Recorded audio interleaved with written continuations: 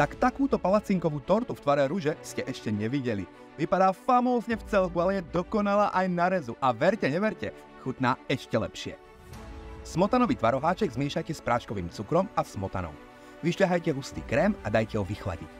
V miske zmiešajte múku s kakaom, prilejte mlieko, kakaový tvaroháček Milko, vajíčka a špätku soli. Nakoniec primiešajte maslo. Z cesta pripravte tenké palacinky. Budete ich potrebovať asi tak 12 kusov. Nechajte ich vychladnúť a potom každú z nich potrite krémom a preložte na polovicu.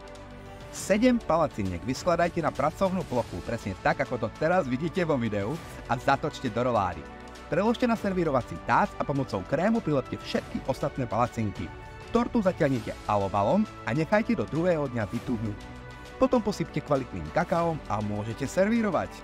Áno, bude to chcieť trochu trpezlivosti, ale ruku na srdce. Takto luxusne vypadajúca torta za to rozhodne stojí. Tak už viac neváhajte a bežte do toho. Podrobný recept nájdete pod videom. Majte sa krásne a kľudne sa pochváľte nejakou tou fotečkou, ako sa vám torta podarila.